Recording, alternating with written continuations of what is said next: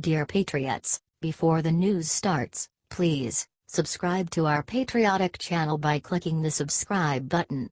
Give us a thumbs up to this video. Don't forget to leave your opinion below in the comments section. Share the news on Facebook and Twitter so you friends see it. Thank you. Ultimatum. Republicans force Democrats to choose between their top two guilty pleasures. You'll agree with this. Democrats stand for some things. Truth be told, they stand for such a large number of things that they now negate themselves on similarly the same number of issues. So it's not shocking that conservatives are tired of attempting to understand their logic. What's more, now Louisiana Republican, Senator Bill Cassidy, is calling them out on it. He's taking an inventive strategy to demonstrate liberals exactly how much gibberish they are spewing to the American individuals. Cassidy has taken two of Democrats' most well-known special interest groups and essentially said, "You can't say that both of these groups are as equally important to you. You can't have it both ways." Via Daily Caller. Senator Bill Cassidy took a new approach to criticizing California officials and sanctuary cities refusing to comply with ICE officers by directly reframing the debate around sexual and domestic abuse Thursday night. The Louisiana Republican singled out Oakland Mayor Libby Schaaf in a Facebook post for alerting 115 criminal, illegal immigrants of a pending ICE operation in order to protect them from arrest and eventual deportation. Cassidy noted that the charges for the 115 individuals included child sex crimes and that it's crazy these California Democrats are protecting dangerous criminals instead of putting the safety and security of American citizens first. Don't they care if an American's son or daughter is sexually assaulted? Don't they care if an American's mother or father is robbed at gunpoint? Don't they care if a wife or girlfriend gets beaten black and blue by her partner? Democrats need to pick. They can't be the champion of a special interest group that damages any of their other special interest groups. It simply doesn't work that way. One of the two will wind up encroaching on the rights of the other. Either illegal immigrants must be held accountable for their activities, or they will keep on committing criminal acts that harm ladies, kids, and different minorities. Senator Cassidy gave Democrats an unmistakable final proposal. They should settle on a decision, and it must be soon. HC Daily Caller.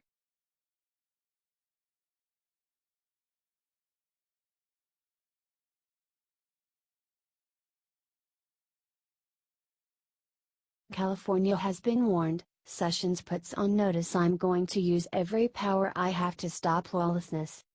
Attorney General Jeff Sessions ripped into California's immigration policies Wednesday.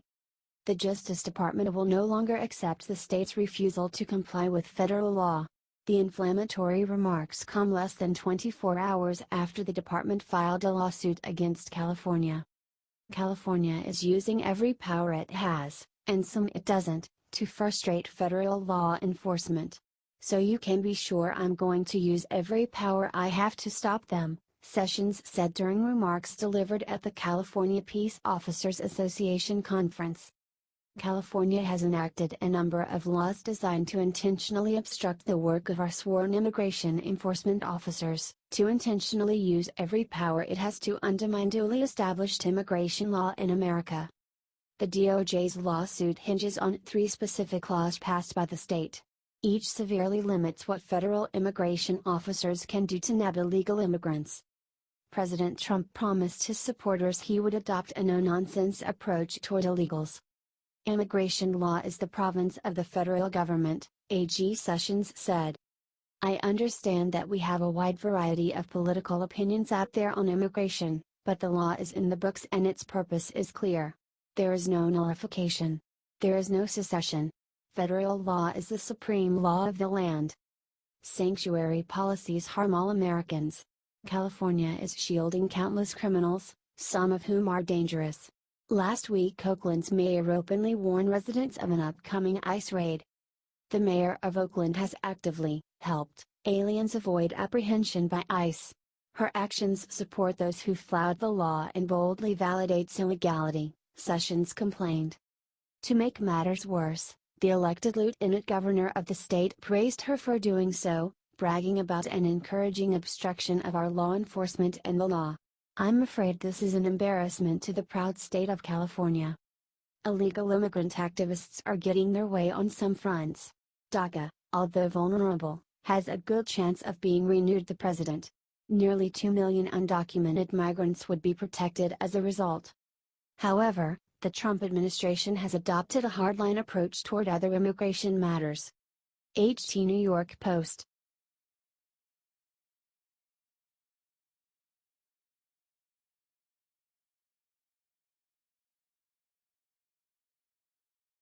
Democrats just released their plan to raise taxes. It's way worse than anyone thought. Not yet tired of losing, Democrats are combating President Donald Trump's increasingly popular tax plan by rolling out a tax hike plan of their own. Yes, tax hikes. While Trump's tax plan was initially unpopular, that's to be expected in a media where 90% of the stories run on Trump and his administration are negative. Most Americans were under the incorrect impression that they'd see a tax increase from Trump's tax plan, while only millionaires and billionaires would benefit. It's true that millionaires and billionaires will benefit from the tax plan, but that's only because everyone got a tax cut.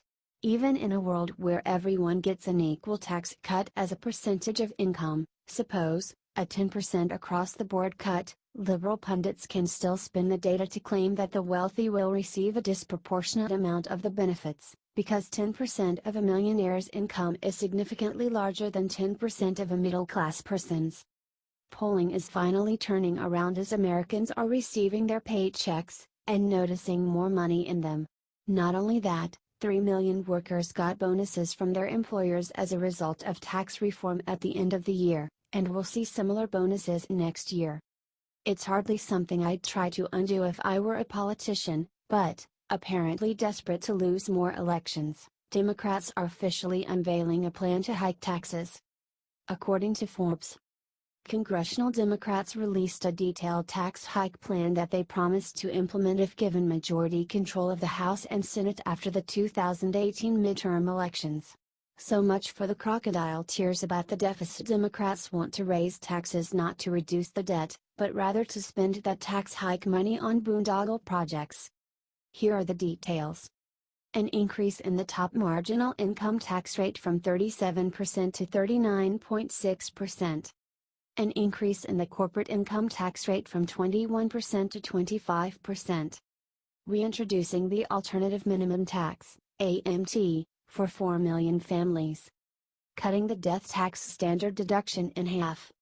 While most of these tax hikes don't appear to directly affect your average American, that's just how things appear on the surface.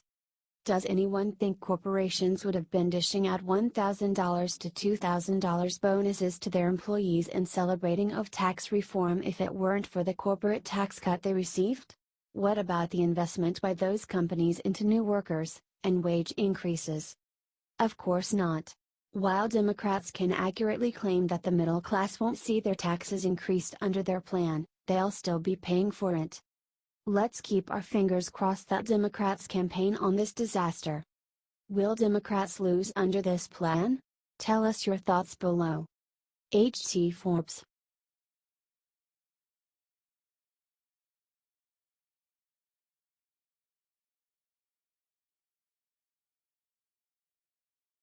Confirmed Senator Pocahontas makes game-changing announcement about 2020 presidential run. President Elizabeth Warren?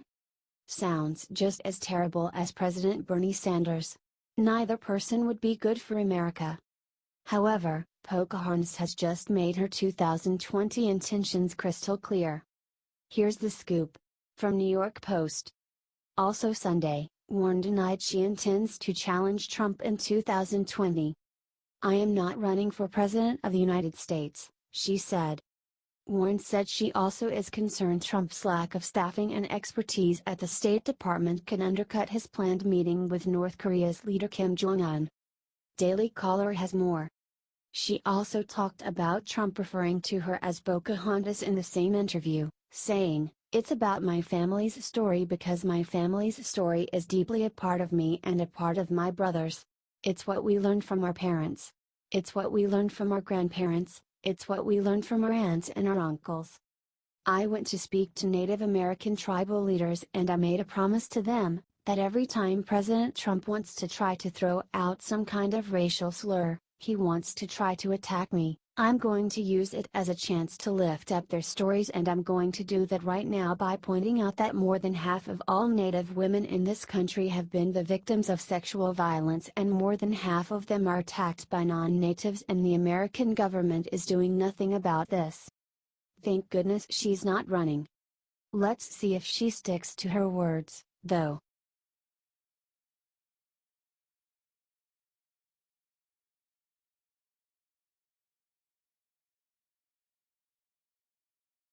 California high school teachers and students do the unthinkable to Trump piñata, MSM dead silent. Take a second to imagine what would happen if conservative students and teachers brought piñatas of Barack Obama to school and bashed his head in. What would happen? Suspension? Expulsion? Coast-to-coast news coverage? All answers are probably correct.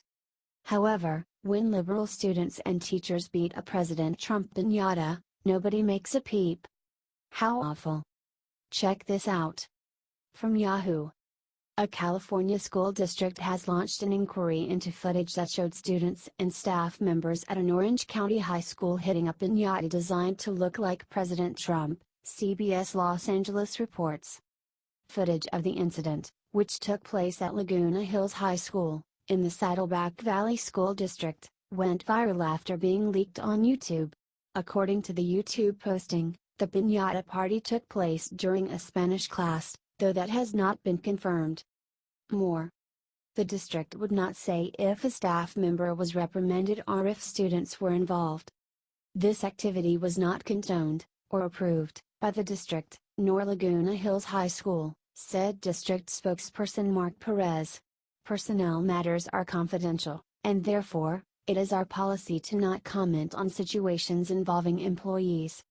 Liberals, just so damn tolerant.